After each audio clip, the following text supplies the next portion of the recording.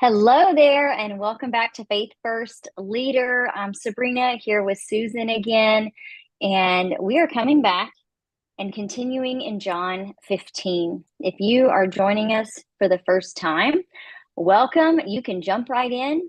But let's see, this is our third or fourth. Fourth. I'm trying to, maybe fourth. Okay. So we started in John chapter 15, starting in verse 1. And last week we left off at 15 verse 9. And so this week we're going to pick back up at verse 10. And there was a lot that we were talking about before we hit live. And we're just going to see how far we get. So I'm going to start reading John 15, starting in verse 10. And this is out of the Passion Translation. So I just invite you to go in with us, to get out the word if you can, or on your phone, and let's dig into this. So it says, if you keep my commands, you will live in my love, just as I have kept my Father's commands. For I continually live nourished and empowered by his love. My purpose for telling you these things is so that the joy that I experience will fill your hearts with overflowing gladness. So this is my command: love each other deeply, as much as I have loved you. For the greatest love of all is a love that sacrifices all. And this great love is demonstrated when a person sacrifices his love for his friends. Trying to decide if to keep going. We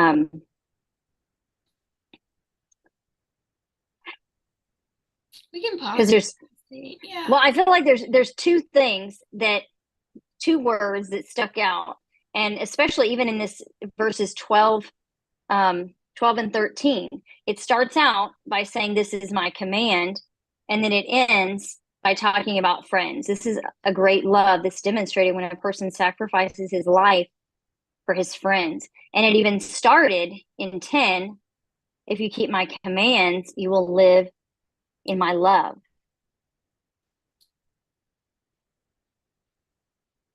So what do you think about that word, commands?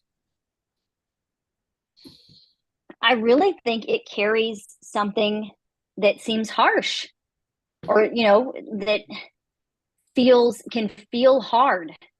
The word command, like, this is a command. This is what the Lord says to do. And it almost, if I didn't know any better, or if I didn't, have a relationship with the Lord, I would see it as a finger. Like, this is what I have told you to do. This is, and I know that those are some things that I have struggled with. Like, these are the things that I do because this is what the Lord has said I have to do. Yeah. So command, I know even for me, command and obey, those two words in particular really feel like obligation, feel like a have to kind of thing. And I just, in reading it now, knowing what I know about God at this point in my life, I don't read it in such a harsh way anymore. Like, that is definitely something that has shifted for me. Especially in, like, when you look at the second part there at verse 10, he does start, if you keep my commands, you will live in my love. But then he says, just as I have kept my Father's commands. So he's just saying, do what I do. Do what I do. Do what I do. And it's not a harsh, it's not a rule, right? That's a big one. Because religion will tell you live by the rules, live by the law, do the things out of obedience. And Jesus comes and says, yeah, I want you to keep my commands, but you also have free will to not do that. And he's not saying break the law. He's saying I fulfilled the law so that you don't any longer live under, well, we never did anyway, right? But at that point in time when he was speaking, he was, Yeah. you're not under it anymore, right? After he fulfilled everything, then it's no longer a rule. It's not a thing that gets you clean. It's not something that you have to do to get to the Father. He's saying, obey the commands as I have Yeah. obeyed my Father's commands, for I continually live nourished and empowered by his love, which has a very different feeling than do what I say. Yes, exactly. And it even goes on, like, even in that very next verse, because it ends with the word friends. And then in 14, it says, you show that you are my intimate friends when you obey all that I command you. And I think that word, like friends and commands. So we have this intimate relationship. It says, you are my intimate friends. And maybe I'm thinking of like our friends. Like I wouldn't necessarily give a command, like this is what I command you to do, like as my friend. And so I think that's where the language is like, what? We're friends, but you're saying obey all that I command you. Yeah. Well, he says in verse 11, he tells you why, right? He says, my purpose for telling you these things is so that Yeah, the joy I experience will fill your hearts with overflowing gladness. So, how do we experience what he's experiencing? Because we're one, because it's union, because it's relationship. He is in me and I am in him. So, if he's feeling it, then it's overflowing to me. yeah, And he's saying, look, I have kept my Father's commands that has nourished me and empowered me. I feel his love. I feel the joy. And it's so that you can have it too. So you can feel the gladness. What does he say? Overflowing gladness, yeah. right? My purpose is so that the joy I experience, you can also experience. So it's not like, to me, what I can't put the rules and harshness on that word command when he says it's so that you have my joy. It's so that you have my love, and it's not contingent to receive the love, but it's a byproduct Mm, that when you do the things I say, you're going to prosper. Not because I withhold from you if you don't, but because it's a byproduct of doing what's best for you. That's the things I'm telling you to do, the things that are going to be good for you and healthy and prosperous and blessing. That's the path I'm trying to get you to go on. That's what he's wanting. Keep my commands, as in walk in my ways, right? Do the that sounds different. yes. It's Yeah, very different. Yeah. but it's the same thing. It's just worded differently. Hmm. And I think just those words can sometimes hold us in this other space of God is distant and he's separate. It's not personal, it's not relational. It's he's telling me what to do, and as long as I do what he says and keep his commands and obey him, then I'm going to flourish. But it's like Jesus is saying, like, there's such joy in this. Yes. So it's not this daily thing that feels so heavy and hard. And even something that you pointed out about it being a lifestyle, because it says in the footnotes, the Greek verb, if you keep on obeying as a habit. the where it says show that you are my intimate friends in verse 14, when you obey Mm-hmm. all that I command you, it's a lifestyle.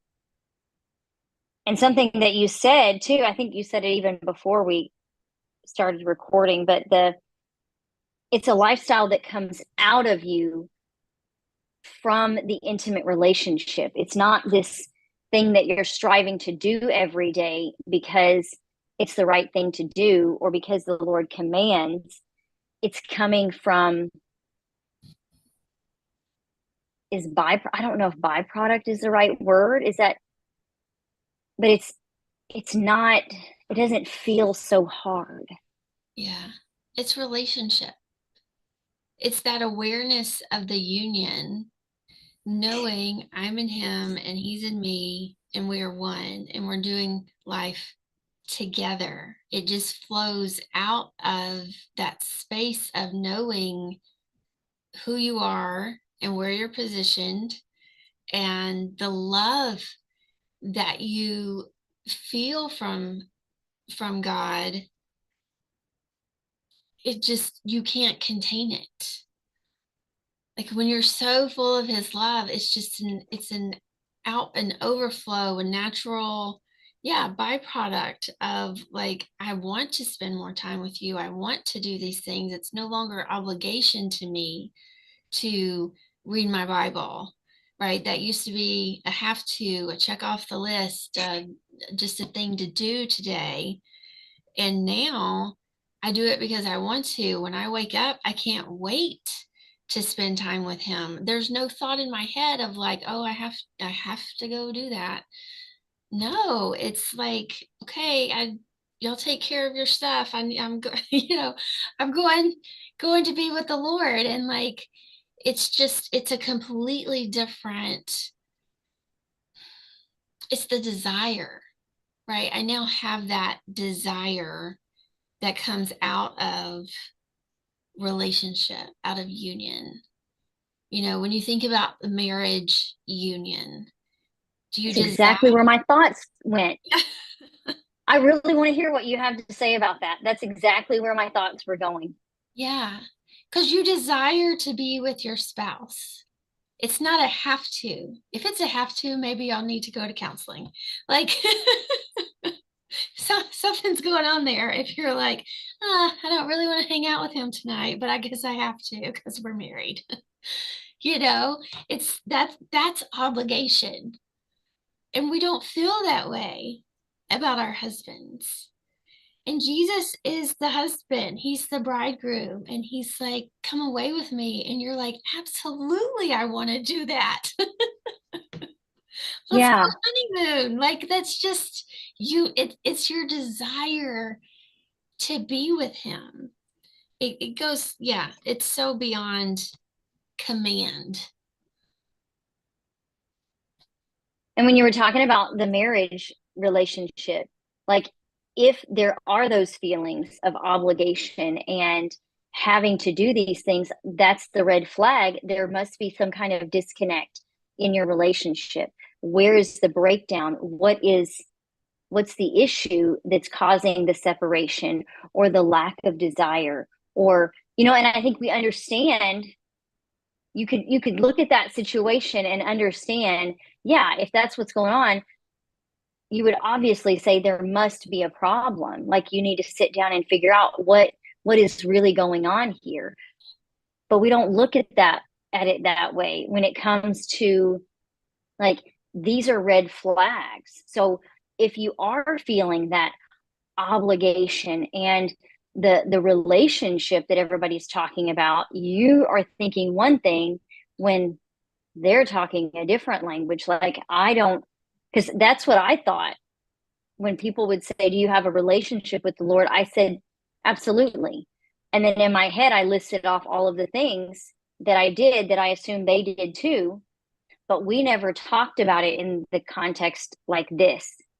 It wasn't until the Lord started speaking to me in the very beginning, just, a few years ago. And then he began to show me like these clips of me and my husband. Like he was using that to kind of teach me like this is a relationship. I'm inviting you into something personal.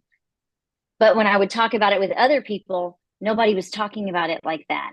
So I just assumed we were on the same page and we were speaking the same language. Like, yes, I know the Lord. The Lord loves me. I have a relationship. Yes. But we weren't talking about the same thing. Yeah. Yeah. Well, it's that slave mentality, right? That I have to do the things. And he says in verse 15, I never called you servants, but if we look at the Greek, the word there is actually slaves. He's saying you were never my slave. I never called you a slave. You thought you were, right? It's in our thinking that isn't correct. But he says, I never called you that. Because a master doesn't confide in his slaves, and slaves don't always understand what the master is doing. But I call you my most intimate and cherished friends, for I Wow. have revealed to you everything I've heard from my Father. That's intimacy. And I feel like friend is maybe not, he could use a stronger word, but I don't know what the Greek is on that one. I didn't look it up. Curious about that now. But yeah, but he says, my most intimate and cherished friends. I've told you everything the Father has said. Everything I've heard from him, I've told you. Mm, And you don't say that to people you don't have relationship with. So yeah. it just keeps going back to we're in union, we're in relationship, we're one. We're one together.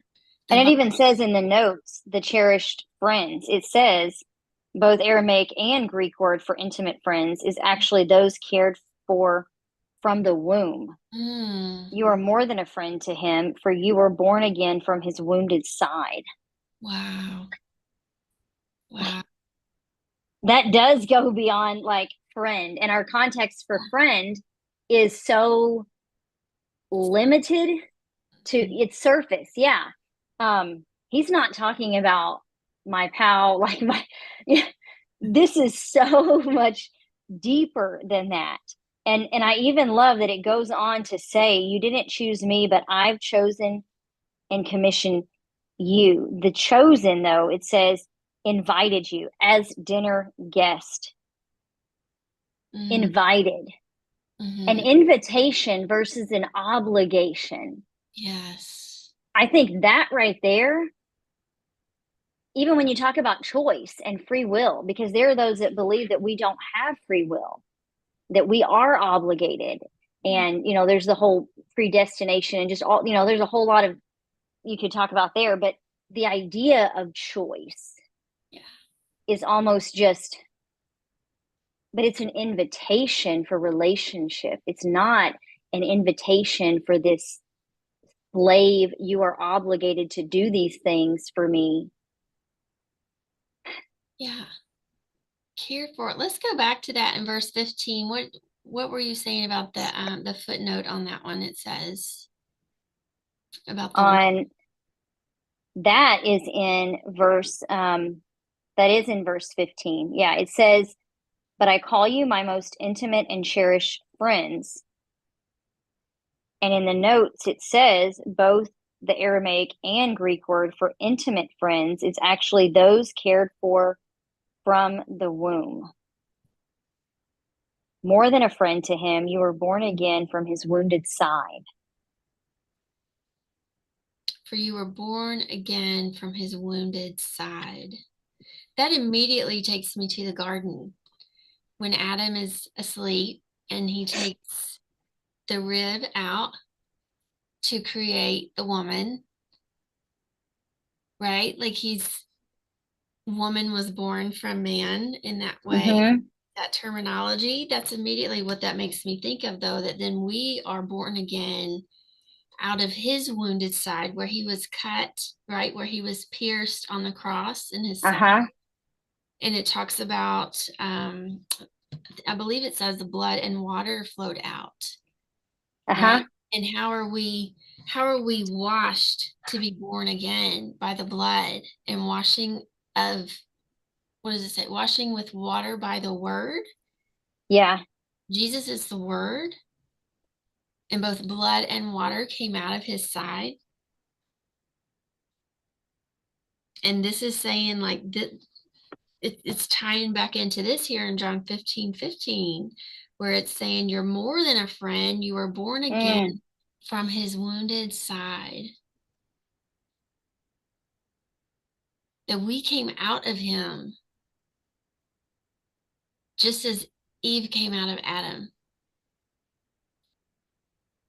We don't think of friendship in those terms, right? No, because they were like, Because that's the marriage terminology, right? That's what he's yeah, saying. We are, again, it all keeps just going back to that union that we're one with him. That it's the this, bride and the bridegroom. yeah, And I think when you, I don't, I think for me and maybe for other people, that almost steps over into the very uncomfortable. I'm not even sure what that, yeah, like, is this for real? But we can talk about, we're preparing for his return as we are the bride, and we can talk about it in terms of the bride as the church, but not in personal, intimate relationship. And yeah. I wonder if that is the, I think for me, thinking about it like that, that is so intimate. And there is this, is it a fear of intimacy? It's a lack of trust, I would say, because you don't want to be that intimate or that vulnerable with somebody that you don't trust. So really the issue is trust. Yeah. That would be the deeper issue. Mm-hmm. I'm not sure that I can trust, that I trust you enough to be that open and that exposed and that vulnerable. And Yeah. And isn't it interesting though? Like you said, we'll talk about it corporately. yes, We are the bride. But when you make it personal to somebody, that's when they're like, whoa, it's a little too far. I mean, I've had people tell me that when I talk about it in this way, they're like, no, I don't believe that's what that says. They'll argue with me about it. Not that I argue, but you know what I'm saying? Like, yes, it's an immediate barrier almost.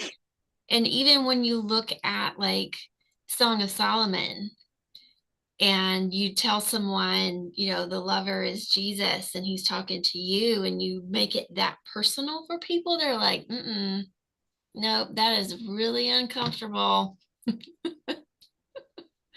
It's like an immediate, that wall goes up, and that tells me that's a vulnerability trust thing going on right there. If you feel like you have to put up walls and protect yourself from God or Jesus or whoever it is, however you see him in that way. But I believe that's what he's saying here. That's how I read it.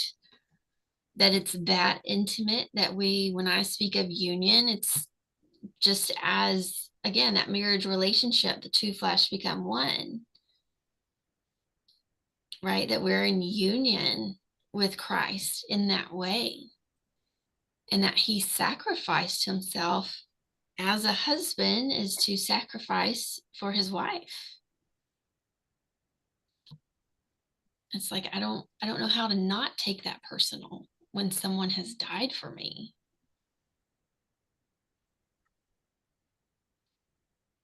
how much more personal can you get?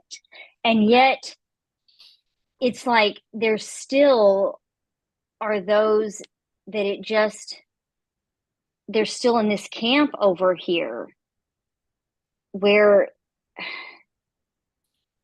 it's not a relationship.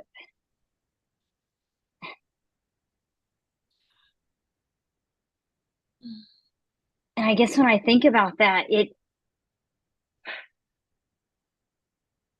that's lonely.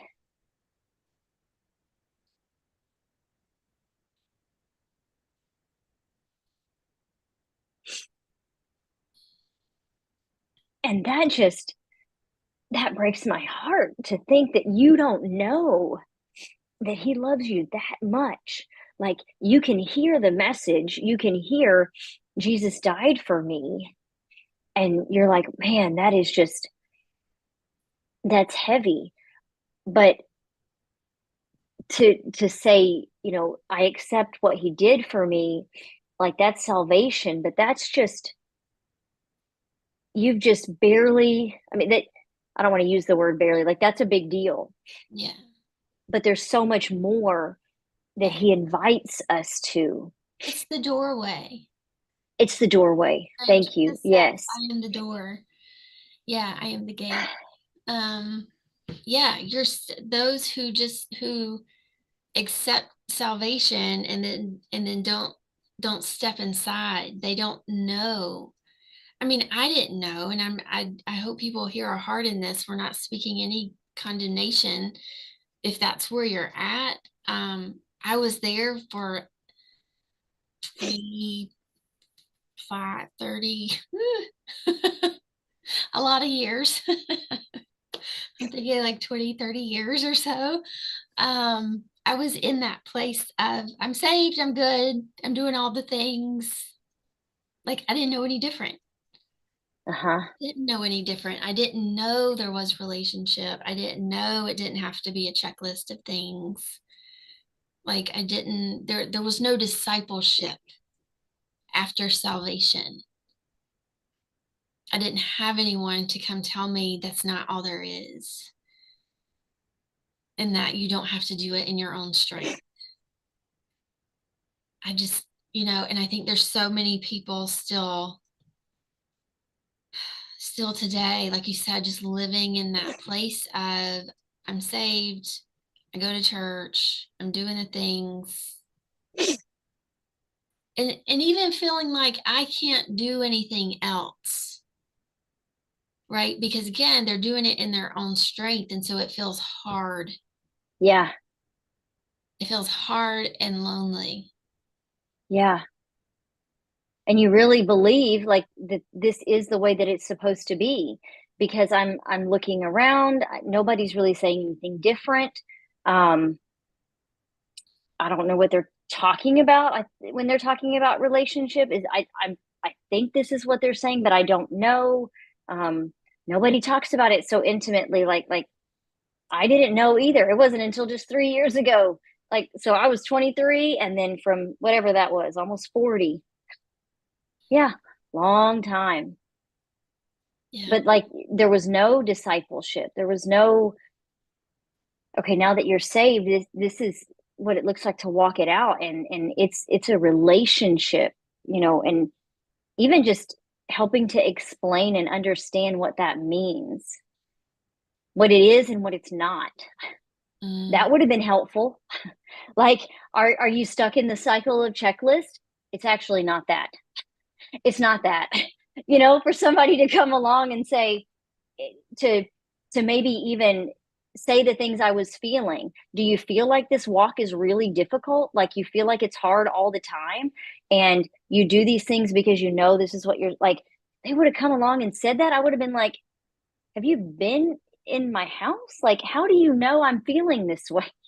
But that would have been so eye opening. You yeah. mean that's not what everybody's doing? Like, Mm, that's not the way the life is supposed to be. I would have been like, well, thank you, Lord. Like, somebody interrupt what's going on here, because I feel like there's so much more, but I don't know how to get to it.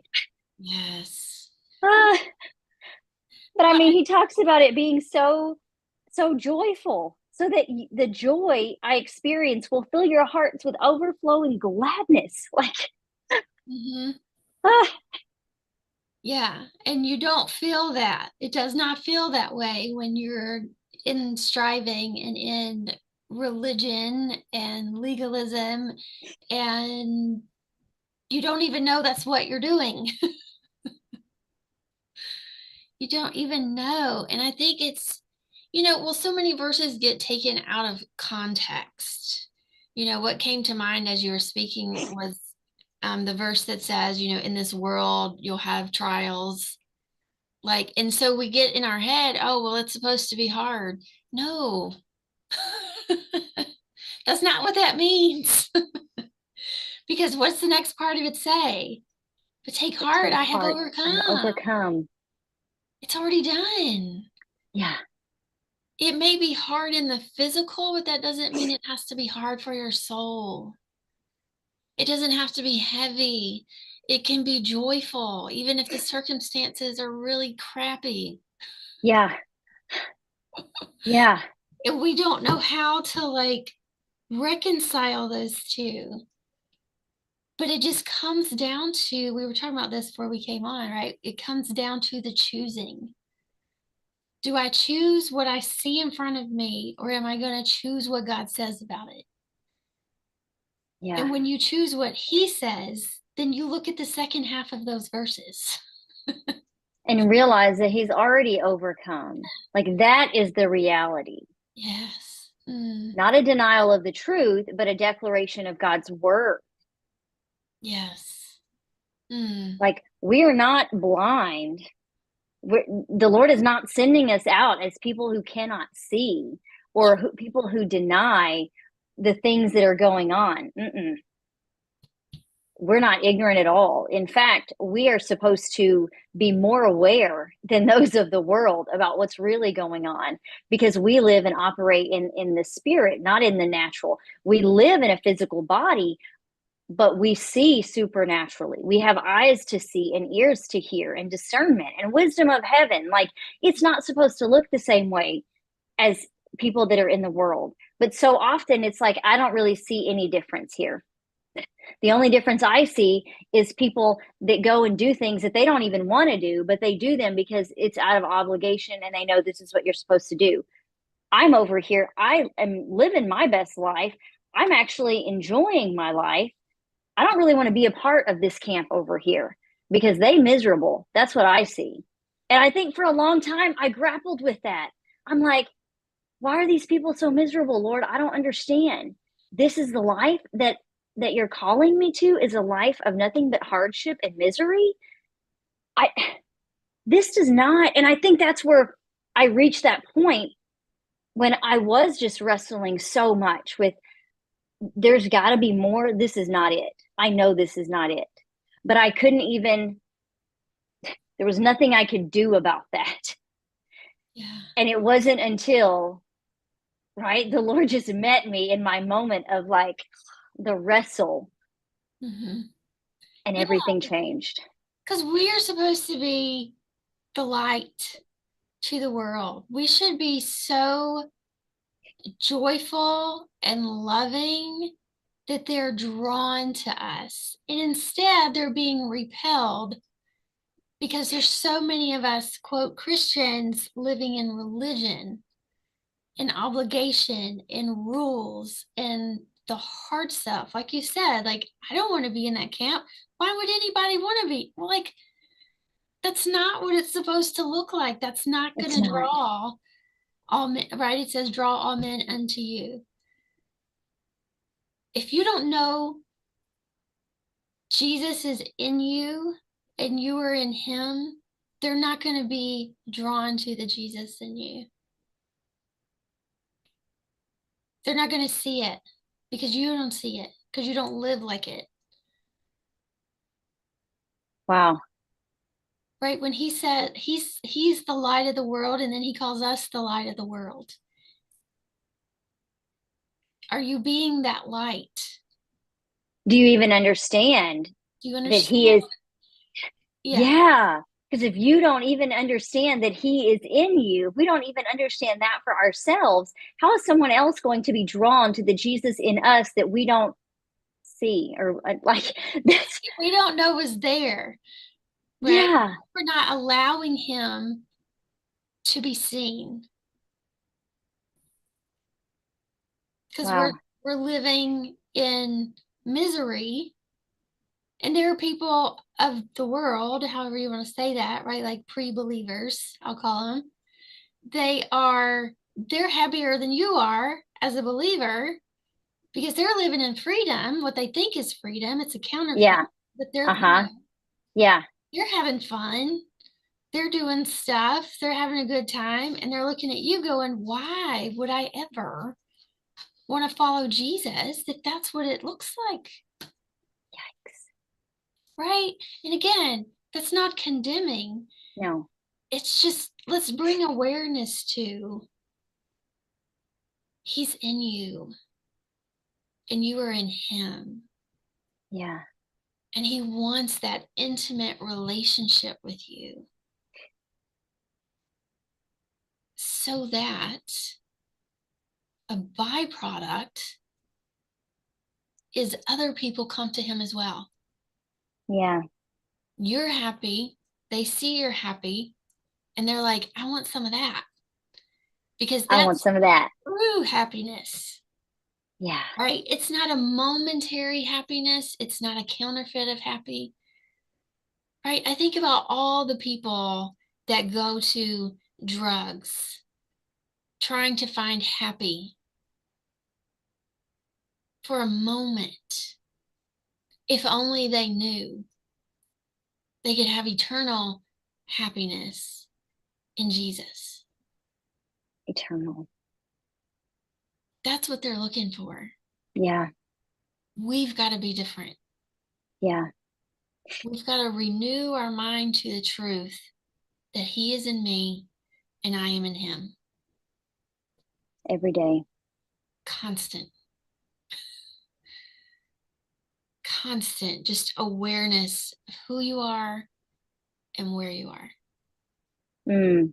That's the reality. Yeah. Yeah. Yeah. Mm. Well, lots of things Well. to think about today. Mm-hmm. Per usual, I feel like we just got started. It's just it's so good. It's so deep. His word, it's alive and active. It's alive Yeah. and active. It's living. Yes. Ooh. And that's why we can just talk about it forever because it keeps evolving. We keep having revelation of new things Yeah. because it's alive. Oh, so good. It's so good. Yeah. Well, if you have enjoyed this episode, please share it with a friend. Come back and be with us again next weekend, next Next Friday. week. Have a good weekend.